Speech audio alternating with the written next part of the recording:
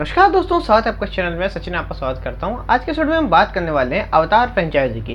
देखो, इस फ्रेंचाइजी में अभी तक 3 फिल्में आ चुकी हैं और अभी जैसा जेम्स कैमरॉन का देख के लग रहा है वो और फिल्में बनाएंगे। अब ये फ्रेंचाइजी थी स्टार्ट हुई थी 2009 में, जब इसका फर्स्ट पार्ट रिलीज हुआ था। मतलब जेम्स कैमरॉन ने वो जो फर्स्ट पार्ट क्रिएट किया था ना, वही इसकी पूरी नींव है कि जो इसके बाद उन्होंने सेकंड पार्ट क्रिएट किया, वे ऑफ वाटर और फिर फायर एंड ऐश, जो अभी रिसेंटली रिलीज हुआ था कुछ समय पहले, लास्ट ईयर रिलीज हुआ था वो। अब ये जो फिल्म है ना, मतलब अवतार, एक कहानी होती है कि लाइक एक बंदा होता है जेक सली, जो कि मतलब वो विकलांग होता है, पैर नहीं होते उसके, और वो उसको एक मिशन पे भेजा जाता है दूर किसी ग्रह पर, पेंडोरा पे। मतलब वो अर्थ पे रहता है, उसको कुछ इश्यू हो जाते हैं तो वो पास्ट वो जाता है पेंडोरा, उसको एक मिशन में लिया जाता है। अब वो जो पेंडोरा रहता है ना, उस जगह पर एक मेटल होता है जो इनको चाहिए होता है। मतलब जो लोग रहते हैं वो बहुत महंगा मेटल होता है। और वो लोग चाहते हैं कि लाइक उस जगह पर जाकर कॉलोनाइज कर सकें वो, कि मतलब जो पूरा ग्रह है उस पर जाकर कॉलोनाइज करेंगे अर्थ के लोग, और वहाँ के जो लोग हैं उनको निपटा देंगे या तो फिर उनकी जगह ही ले लेंगे, और वो जो मेटल है, जो बहुत कीमती मेटल है, उसको वो अपने उसमें रख लेंगे। ठीक है, मतलब उसको हासिल करना उनका मेन वो रहता है, रिसोर्सेस जो है वहाँ के हासिल करना चाहते हैं। ये उसकी कहानी है। अब होता क्या है ना कि जेक सली का जो कैरेक्टर है, उनको एक अलग तरह का वो मिलता है सिस्टम। क्या होता है कि जो पुराने जो मर चुके होते हैं ना पेंडोरा के लोग, जो जिन्हें नावी कहते हैं, जो जंगलों में रहते हैं, अब ये जो लोग होते हैं ना, इन लोगों के साथ ये चीज़ रहती है कि ये जो एक सिस्टम क्रिएट करते हैं जहाँ पर जो पूरे नावी होते हैं, बिल्कुल एक नया नावी क्रिएट करते हैं। वो एक इंसान होता है जिसका दिमाग, एक पूरा नावी होता है बड़ा सा, और उसे एक अलग इंसान एक मशीन में बैठ के कंट्रोल करता है। वो बिल्कुल एक आम इंसान की तरह चलता है, बोलता है, खाता है, फील भी करता है। उसके कॉन्शियसनेस किसी मुर्दा नावी के अंदर वो डाल देते हैं, और फिर वो जो नावी होता है वो उस काम को करता है एक आम आदमी की तरह। एक तरह से वो एक ह्यूमनाइड रोबोट बना देते हैं जिसकी कॉन्शियसनेस किसी दूसरे इंसान में होती है। एक बंदा एक पीटी में बैठा रहता है एक मशीन में, और वहाँ से वो उस बंदे को कंट्रोल करता है। एक पूरा इंसान ही होता है, वो उसकी बॉडी में रहता है बस।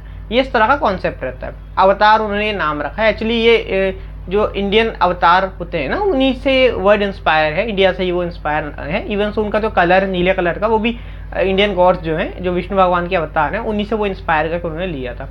अब बात क्या है ना, ये जो फिल्म है फर्स्ट पार्ट इसका रिलीज हुआ था, ये मेनली जानी जाती थी इसका जो वर्ल्ड उन्होंने क्रिएट किया था जेम्स कैमरॉन ने। जेम्स कैमरॉन बनाते जब भी फिल्में है ना, एक चीज़ के लिए आप उनको मानना पड़ेगा, वो बंदा जब भी फिल्म बनाता है, उनकी फिल्में हमेशा कुछ नया आपको दिखाती हैं। जैसे जब उन्होंने टाइटैनिक बनाया, उन्होंने लिटरली उस टाइटैनिक को क्रिएट किया था। वैसा एक रेप्लिका उन्होंने क्रिएट किया था, पूरी फिल्म उन्होंने क्रिएट बनाई थी। ये फिल्म बनाना वो बहुत समय से चाहते थे, लेकिन दिक्कत क्या थी ना, उस टाइम तक उनके पास ऐसा CGI नहीं था। पर जब ये फिल्म रिलीज हुई थी ना हमारी, जिसका नाम है लॉर्ड ऑफ द रिंग्स, वो जब फिल्म रिलीज हुई थी, उसमें जब गोलम का जो CGI था ना, उसको देखने के बाद वो इंस्पायर हुए थे। फिर उन्होंने बोला था अब वो टेक्नोलॉजी आ गई है तो वो फिल्म बना सकते हैं। फिर अवतार फिल्म उन्होंने क्रिएट करी थी, और अवतार भाई, आप इसका फर्स्ट पार्ट जाके आज भी देख सकते हो। ये आपको कई आज की भी हॉलीवुड की CGI या VFX की जो महंगी से महंगी फिल्म है ना, उनसे भी बहुत ज़्यादा अच्छी लगती है फिल्म। और यही एक कारण था कि उसने उस समय 2 बिलियन से ज़्यादा कमा लिए थे, और अभी भी हाईएस्ट ग्रोसिंग फिल्मों में आती है ये। ये रिकॉर्ड जो है ना इस फिल्म का, जो फर्स्ट पार्ट का उस समय इसने क्रिएट किया था, ये बार बार री रिलीज करते रहते हैं इस फिल्म को, कोई कुछ नया फुटेज डाल के या फिर थोड़ा थोड़ा करके।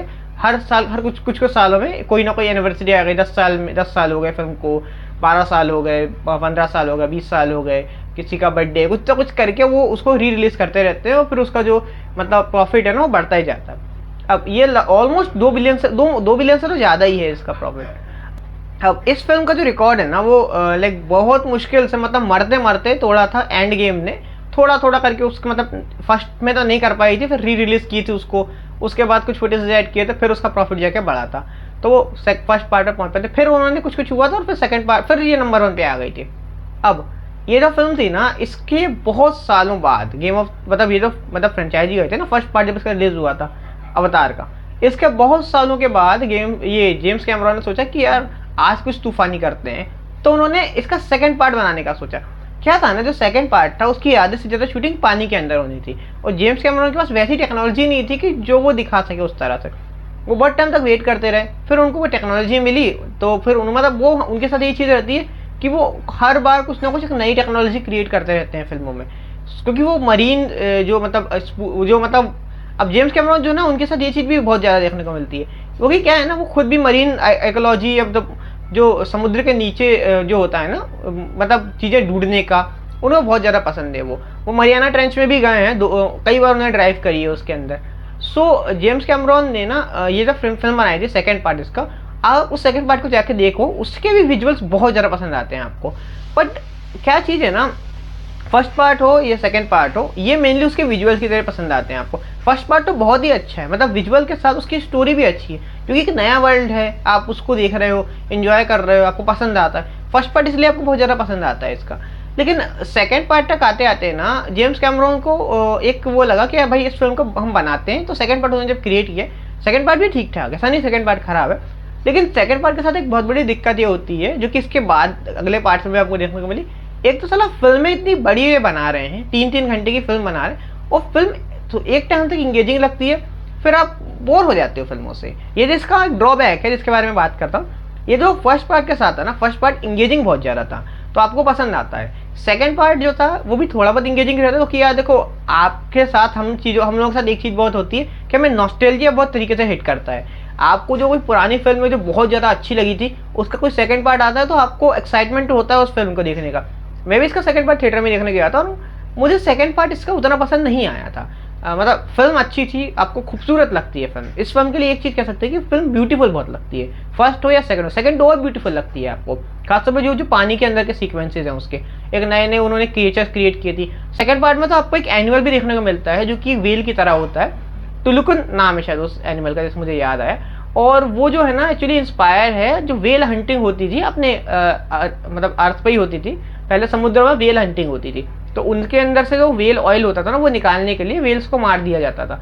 तो ये मतलब वही चीज़ है, उसी चीज़ से इंस्पायर्ड है कि टुलकुन्स को मार देते थे ये लोग, मतलब फिल्म में टुलकुन्स को मार देते हैं, और उसके अंदर एक अमृत टाइप का एक तत्व होता है, जो लिक्विड उनके शरीर में मिलता है, उसको हासिल करते हैं, जो बहुत महंगा बिकता है। जैसे फर्स्ट पार्ट में उन्होंने एक मटेरियल था कि लाइक वो मेटल था, जो कि जो मतलब यहाँ पर ये लोग रहते थे ना, नावी, जहाँ पर इनका घर था, वो पेड़ था मेन, उसके नीचे वो मतलब मेन उसमें था, तो वहाँ जैसे उसमें था। सेकेंड पार्ट में इन्होंने तुलकुंस का लेके आए थे, तो आपको वो देखने को मिलता है। सेकेंड पार्ट में एक नई उसमें मिलते हैं, मतलब एक नई सिविलाइजेशन होती है जो कि पानी के आसपास रहती है, उनके भी आपको देखने को मिलते हैं। ये लोग जो है, जेक सली का जो कैरेक्टर है, और जो मतलब इनकी जो मदर रहती है, मतलब जो मेन एक्ट्रेस है ना इसमें, जो सल्डाना जिन्होंने वो रोल प्ले किया है, सो वो कैरेक्टर जो है, मतलब वो इस फिल्म की मेन एक्ट्रेस है। अब फर्स्ट पार्ट में जब इतना सब कांड हो जाता है ना, तो फिर सेकंड पार्ट में ये लोग दूसरी जगह पर आ जाते हैं, जहाँ पानी होता है, एक समुद्र किनारे होता है, वहाँ एक अलग ही टाइप की प्रजाति रहती है, मतलब वो भी मतलब नावी होते हैं, बट एक अलग तरह के नावी होते हैं, समुद्र के किनारे रहने वाले लोग होते हैं, वो पानी के आसपास रहने वाले लोग होते हैं। जैसे सेकंड पार्ट का नाम उन्होंने रखा था वे ऑफ वाटर।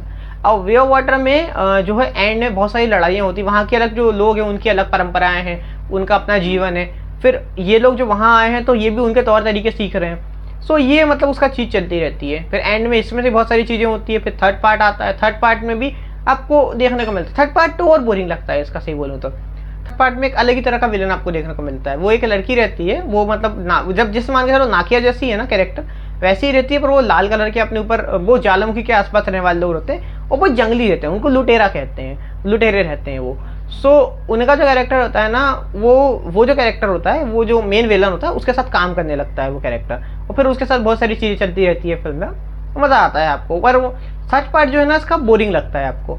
इसके साथ पता एक चीज़ हुई है कि फर्स्ट पार्ट इसका यहाँ पर है, सेकेंड पार्ट इसका यहाँ पर है, और थर्ड पार्ट मतलब यहाँ पर है। और अगर आप देखो ना, इसका जो मतलब जो प्रॉफिट भी हुआ है ना इस फिल्म से, मतलब अच्छा खासा कमाया है जेम्स कैमरॉन ने, ऑलमोस्ट 6 बिलियन की ये फ्रेंचाइजी है। लेकिन मेनली फर्स्ट और सेकंड पार्ट जो है ना, वही इसके ज़्यादा पॉपुलर है। थर्ड पार्ट इसका बहुत बेकार है, मतलब आपको, मेरे को तो नहीं पसंद आया। आप अगर देखो इसका जो कलेक्शन भी है ना, वो 1 बिलियन के लगभग ही गया है। ये साला जेम्स कैमरॉन के साथ अभी बड़े आपको देखने को मिलता है कि उनकी बेकार से बेकार फिल्म भी ना साला 1 बिलियन तो कमा ही लेती है, जो जिस वजह से जो प्रोड्यूसर्स होते हैं, जो डिज्नी हो या पहले फॉक्स था, अब तो दोनों ही साथ में आ गए, उनको प्रॉफिट तो वो करवा के देते हैं। बट अब जेम्स कैमरॉन है कि वो बोल रहे हैं कि मैं अभी भी इसके और पार्ट्स क्रिएट करूंगा, और वो चलेगा। मतलब उन्होंने एक्चुअली ये फ्रेंचाइजी क्रिएट करी है, अगर इसका मेन आप समझे तो वो यही है कि लाइक जैसे ब्रिटिशर्स थे ना, वो जिस तरह से बाकी जगहों पर जाकर कॉलोनाइज करते थे लोगों को, वहाँ की अलग अलग परंपराएं, सभ्यताएं रहती थी, उनको पकड़ के, उनको मार के, उनको कन्वर्ट कर देते थे।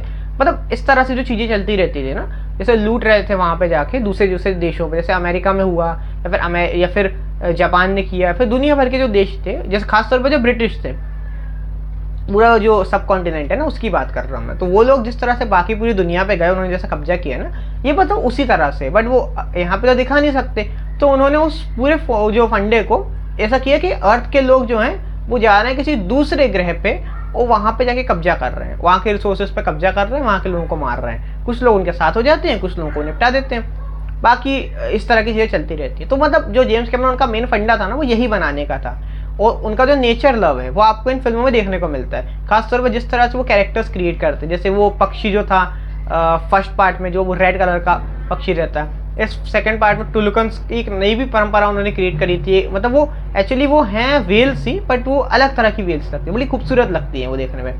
थर्ड पार्ट में एक पक्षी देखने को मिलता है, वो भी बहुत सुंदर लगता है, जो एक रथ टाइप का रहता है जो उड़ता है हवा में, वो भी बहुत सुंदर लगता है आपको। तो फिल्म जो बनाते हैं ना जेम्स कैमरन, मज़ेदार रहते हैं।